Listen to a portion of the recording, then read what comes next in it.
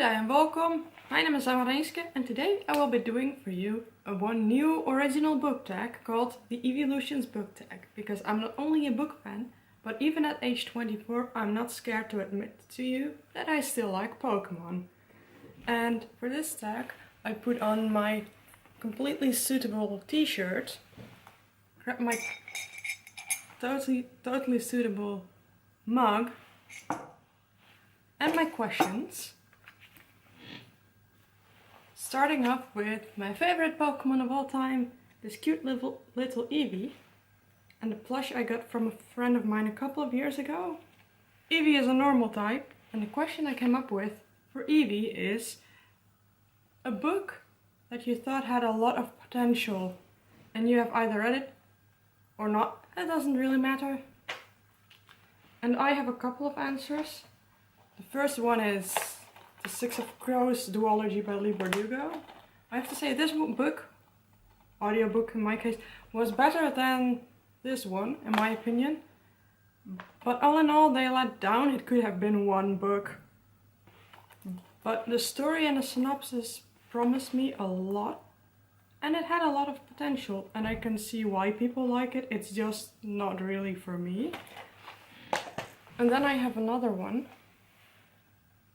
that I have not yet completely finished, but almost. It's like 10 pages left or something. This is book 2 in the Southern Reach trilogy by Jeff Vandermeer. Book is called Authority, and it drags so much in the middle. I have looked up reviews to get a feeling and a sense of how other people thought about this book. And a lot of people agree with me that like the 200 pages in the middle are pretty boring. Could have probably been either cut or cut in half, or like down to a quarter of the amount of pages. And since that's about middle 200, the book only has 100, would have only 140 to like 200 pages left instead of 340 pages. It would have helped the plot so much, because nothing really develops in the middle. And even though it is the intention, I think, to feel stuck, this did it in the most boring way, even though book 1, Annihilation, brought a lot of promise. It's a shame it did not deliver, but I'm still going to finish because I want to try and read Acceptance too. It might be a fail, or it might be good and fun. I have no clue, because I truly loved Annihilation. I read somewhere that book 3, Acceptance, is more like the first one and less like this one, and I truly hope it is. That was question 1. Now we do question 2, and I will try to point the Pokemon out on my mug. Question 2 is Jolteon, the electric type. And the question is a character that sparked on the page, or from the page. I have 2 characters for this question from 2 different books. Both female, and both not your regular stereotyped strong female character, but still strong female characters. We have Sabathea from Die Sturmkönige Ginland. This is part 1 in Kai Meyer's Sturmkönige trilogy. It's German. It's really amazing. I would have loved it. Way more people could read it, but it's a shame not a lot of people can read German. This is one of the best YA series I have ever read, and the character Sabathea in the beginning uses a devious Slytherin-like trick, really amazing, to get or try and get the male characters in this book to do what she wants. It's really good. It involves a lot of using her female assets and her brain, which is amazing. Totally the type of female character I like. More so using the brain than the body, because we already have a lot of, or more than enough female characters that use the body. We need more characters that use their brains. I consider that way stronger than using your body alone. And in the same way, we have Martha in The Ballad of Sir Benfro by the wonderful author J.D. Oswald. This is a 5-part book series, and Martha is very, very good at the magic system in this book, but she is nowhere near the main character. And she gets caught and locked up in the second book. But the way she manages to survive and maybe escape, not going to spoil that, is really, really, really smart. She's very skilled, very talented, and very, very smart, which is really nice to read. It was refreshing. She was one of my favorite characters by the end of the series, and in the beginning I thought, I don't know if I like her very much, but she ended up being one of my faves. Now we got the question number 3. Flareon, the fire type. This is a book that you love or hate with a fiery passion in your heart. And I chose for this Caraval. And I don't really like to use the word hate, but this book was a total letdown. If you want to know why, look up my Caraval review, either on Goodreads or on YouTube, or both. I don't care, but I'm not going to speak about it anymore. The fourth question is Vaporeon, the water type. This is the question, a book that made you cry or feel really, really sad. And I chose for this Our Dark Duet by V. Schwab, because the ending is so sad. What happens with Kate in the end, I found really sad, even though in the beginning and after the end of book 1, I really did not like her character. The development the characters go through in this book made me really sad at the end. And was so sad. And I recommend you read it, because this is one of the best American author-based YAs I have read this year.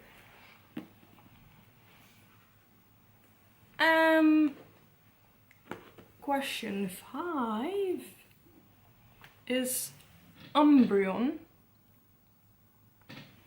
our most awesome dark type, and the question that belongs to this beautiful Eeveelution is a scary book or character. And for this I picked these 2 books.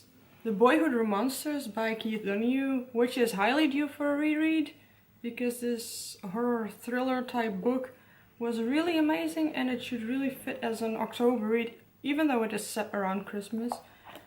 As the title said, in this book a boy is drawing monsters, but you sort of know who is doing it, but the rest, there is some stuff happening in here that's really, really strange. And that was not really expected by me. I was not shocked, but I was surprised, which is really hard to do with me in books. Because even if I don't really expect or think of something that will happen, it hardly ever surprises me. And yeah, this was a nice read. And then we have, for another scary thing, one of the characters in this book, Het Gouden Ei bij Tim Krabbe, is really creepy, because you see his perspective and he wants to know what it feels like to commit a murder or something. It was really weird on so many levels, and how this book ends was just so... I was completely not scared, but it was really scary to at least some degree. And I would not want that to happen with me at all. But now, going on to the next question, which is Espeon, a beautiful purplish pink psychic type, with a question, a book that twists or plays with your mind.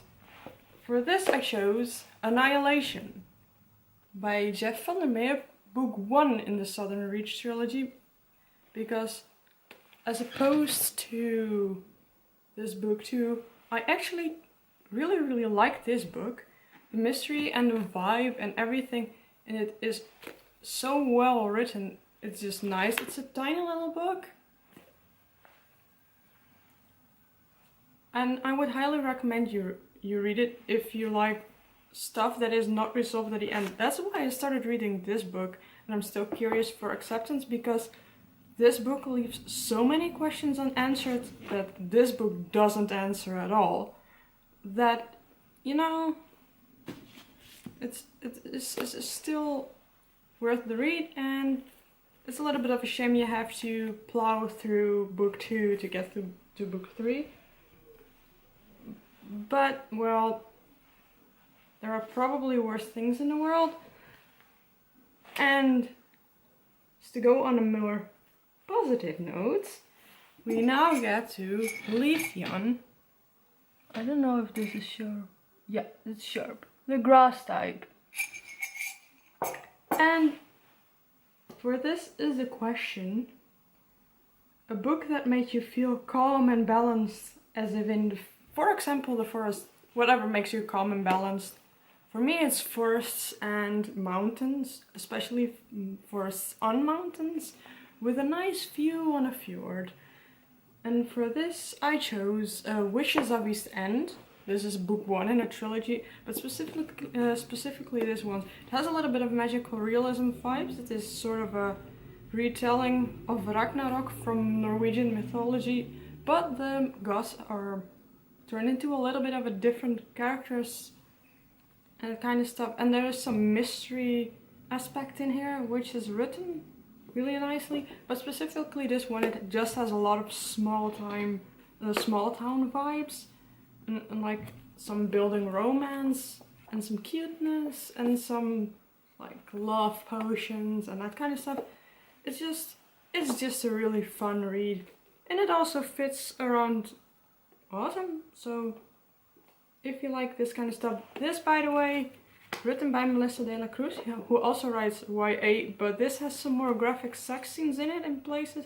I don't know if it was this book or one of the other 2 books in the trilogy, but I think all 3 of them have it. If you don't mind it, read it. If you mind it, don't. And meanwhile, I will be going on to my next question, which is about Glaceon, the beautiful ice type. Man, this evolution line is one of my favorite lines in Pokemon. Glaceon, the ice type. A book that makes you feel nothing, not care, feel like ice on the inside. In other words, a book that left you cold. And this is Hunted by Megan Spooner. It was just that boring. To me. But I can't even really see why people like it much. So I will now go on to the final question I have, and the final Eevee evolution. Sylveon, the fairy type. And I have constructed 2 questions for this. You can choose one if you do this tag. Doesn't really matter to me. It's just fun if you do it. One is magical writing or very beautiful writing. For this one I chose both The Night Circus and The Name of the Wind. The Night Circus by Erin Morgenstern. I can totally see why people absolutely admire and love the writing in this book. And I totally get what people mean by the feel they got, but I just, at the time I read this book, I did not read quick enough to get it. I felt it building, but I could not read for enough amounts of time to actually get the feel. And The Name of the Wind by Petra Grothwas is a well-known, well-loved book here on BookTube. Usually well-loved for its characters, well-developing plot, and beautiful writing. Beautiful poetic writing, but not flowery. Or at least not overly flowery, what I remember. I just remember finding this really beautiful, and I am normally not that much of a fan of flowery writing. except in poetry. So these were the two answers I had for fairy tale like writing, the beautiful writing. And then we have a magical friendship or great character interactions in a book, for which I chose Named of the Dragon by Susanna Kearsley. This has just such a well-rounded set of well-rounded characters that flirt and do a lot of stuff with one another. That is totally written out well, very realistically, and it has a Christmas time vibe around it. It's a shame I did not read this around Christmas because it's totally a Christmas time. People are flirting, people are constructing and becoming, constructing the friendships, becoming friends, celebrating Christmas. It's just, it has a little bit of a darker mystery-ish thing to it, but it also has just a lot of like small town at the point of Wales times of vibes of from around Christmas, and just very nicely written character interactions and believable relationships, either romantic or platonically. It's not, you know, a 5-star book, but it's still a really nice, fun read if you need something to escape the troubles of your everyday, because it also has a twist of magical realism to it, which is what I really enjoyed.